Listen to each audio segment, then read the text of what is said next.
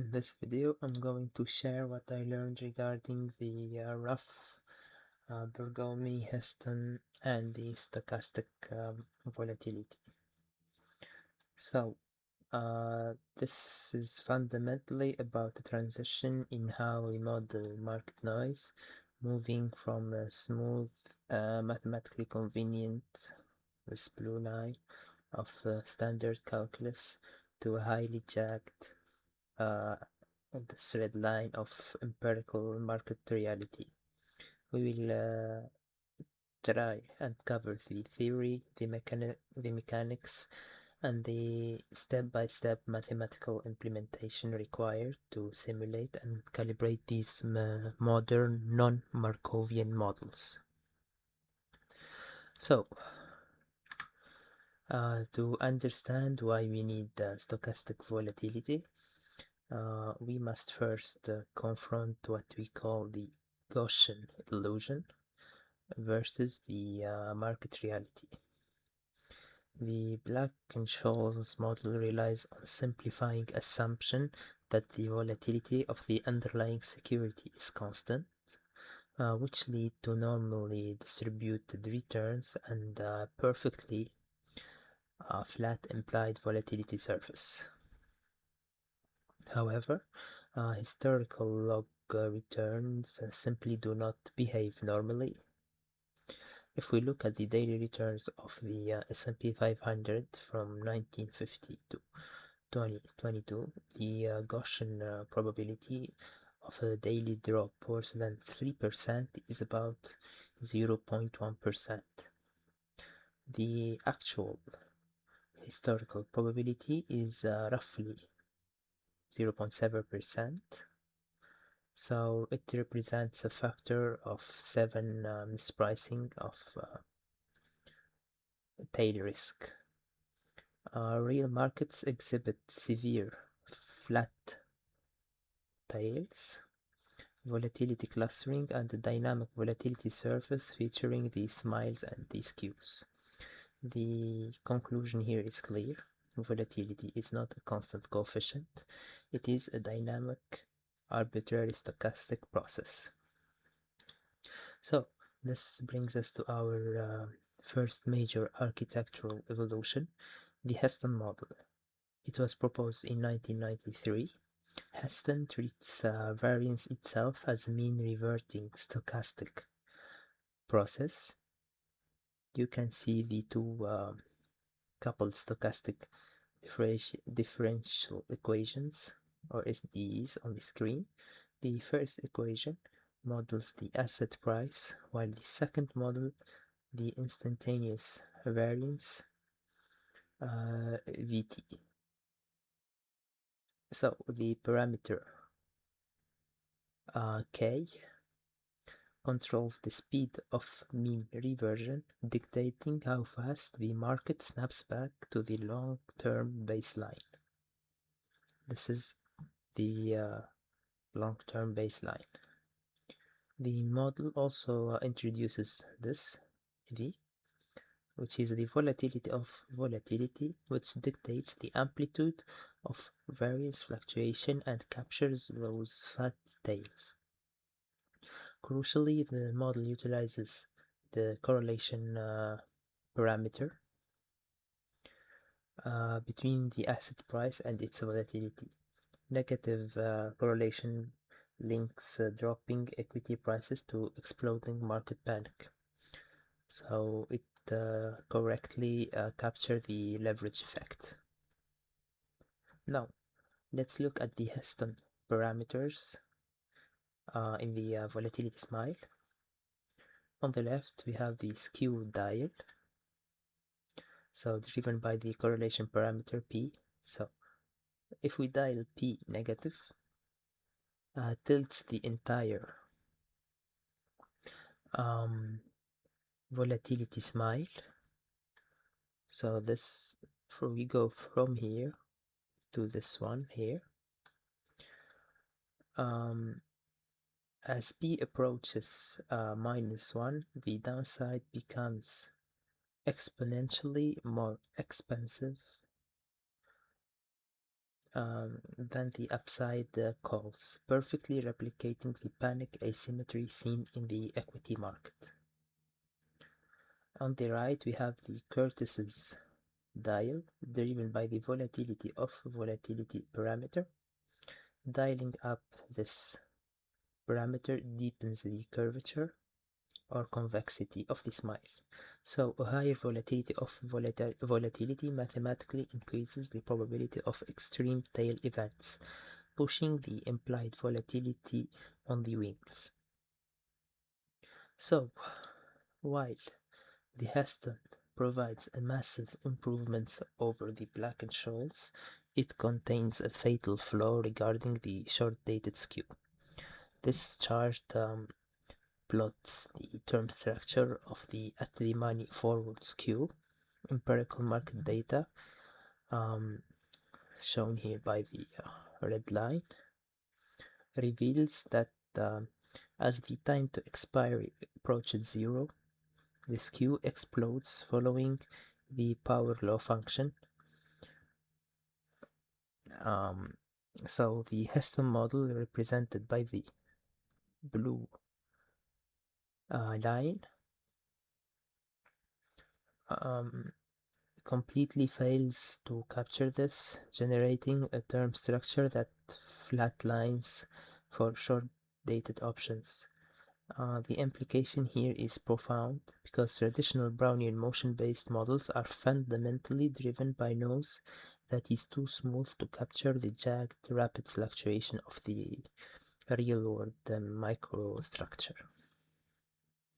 So, to resolve this, we must quantify empirical reality by analyzing high-frequency realized variance data, such as the Oxford Mann Institute data for the S&P 500.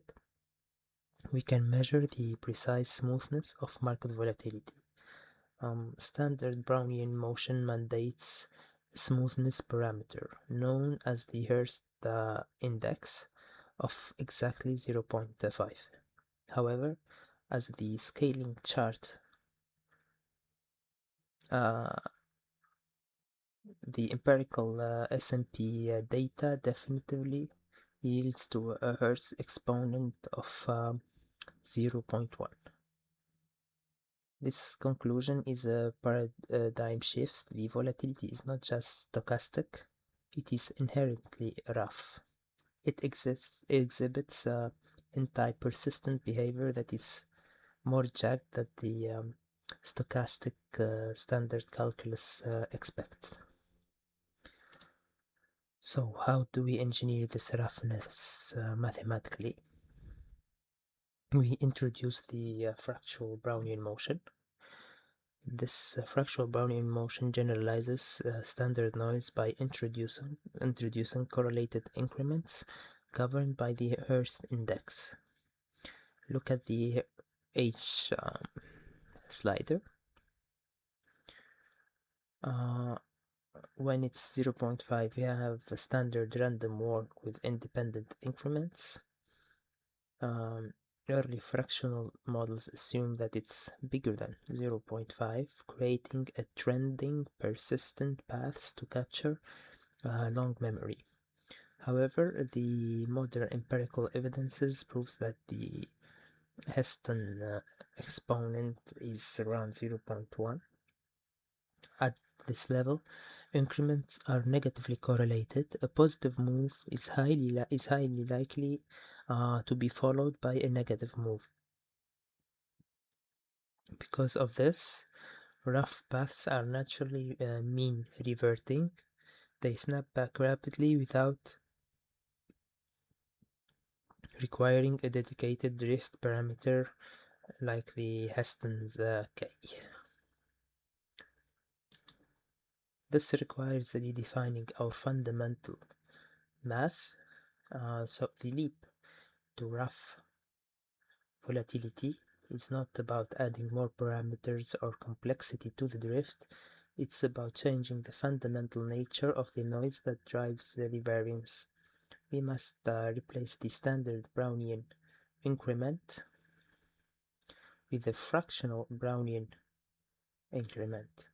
By doing so, the math perfectly aligns with reality, as it was proven by Fukasawa, I think the name. A fractional driver instantly generates a not the money forward skew of this form, perfectly replicating the power law explosion observed in the real-world options data. So this mathematical fix gives us the rough Bergomi architecture. Here we see the two core equations under the risk-neutral measure. First, the forward variance curve,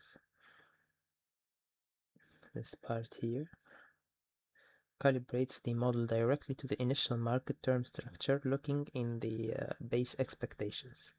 Second, we use the weak stochastic exponential denoted by this epsilon, which ensures that the expected value of the variance process aligns perfectly with that forward curve. Finally, the most critical component, the power law kernel. This fractional operator integrates over the Brownian noise to inject the exact anti-persistent roughness required by the empirical data. We can see the roughness introduces a severe computational cost. Why? Standard Brownian motion is Markovian, meaning it's memoryless. So to simulate the next step, you only need the current step. And because the rough Bergomi model integrates a power law kernel, remember that it's this one, the variance process is non-Markovian. So the current variance state depends on the entire history of the driving Brownian motion.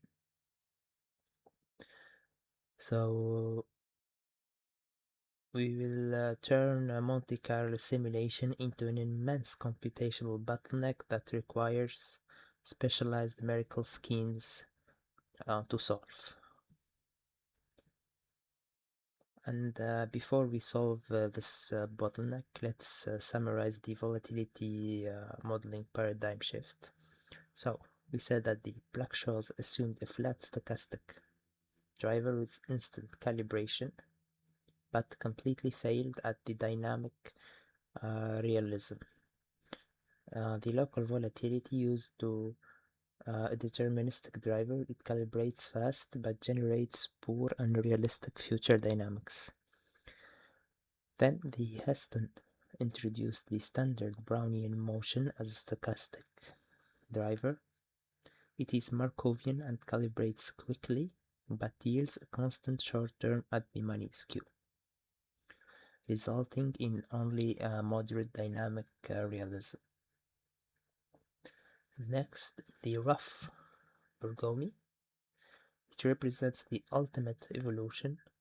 Utilizing the fractional Brownian motion, it sacrifices the Markovian state to achieve the power law skew explosion and highly accurate dynamic realism, though it becomes computationally heavy to calibrate. Next, to handle the computational weight of simulating a non-Markovian path, quantitative researchers rely on three primary pillars. The first one is the exact decomposition of the fractional covariance matrix. It is mathematically perfect but scales at asymptotic O(n)(3) time complexity, making it entirely unfeasible of dense time grids due to the memory constraints. Pillar 3 is this one. It's an approximation leveraging functional central limit theorems that provides distinct advantages for specific tracking of the underlying Brownian motion. So for our work pipeline, we will focus on the second one, which is the hybrid scheme. This approximate method splits the integral. It uses power law approximations for the distance passed and exact integration of the immediate adjacent time steps. It will radically improve the speed to O n log of n. Now let's walk through the hybrid scheme pipeline step by step. Step 1 is noise generation. We generate the two ID standard normal matrices to model the asset price driver and the fractional volatility driver. This is a independent identically distributed. Next, we step 2, the covariance structuring, where we construct the time grid covariance matrix specifically calibrated to our Hurst component.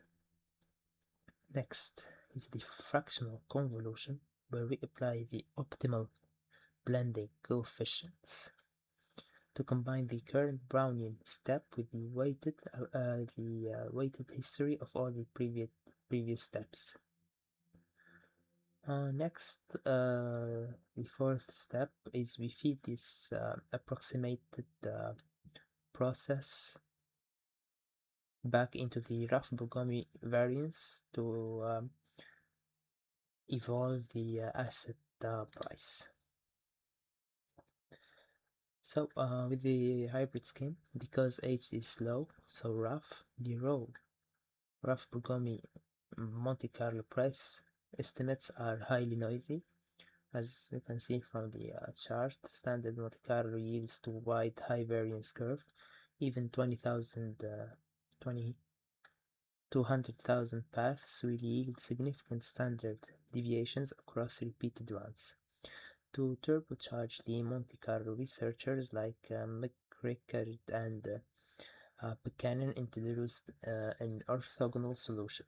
By decomposing the Brownian motion into components, one driving the asset, one driving the variance, we can condition the expectation of the variance path.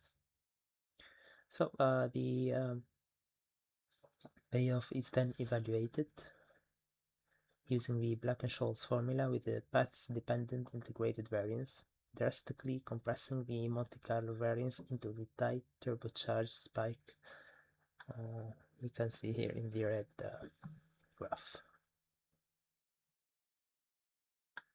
So with our simulation optimized, we must calibrate the model parameters to the market data. The objective is to minimize the mean squared error between the model implied volatility and the market observed volatilities. There are two methods. We will not go through them. Just know that they are minimization techniques. Next, so when we reconstruct the volatility surface using these calibration techniques, the empirical results are striking. You can see, looking at the SPX calibration for example, the 30 May 2022, the model verified deep roughness of an H of almost 0.0996.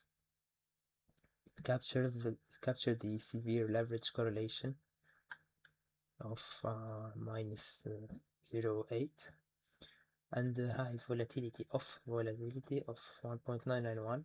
The achievement is clear at the money forward skew charts with only those three parameters. Rough Bergomi captures the precise term structure of the forward skew and perfectly models the extreme short-dated convexity, which was mathematically impossible under the Heston paradigm.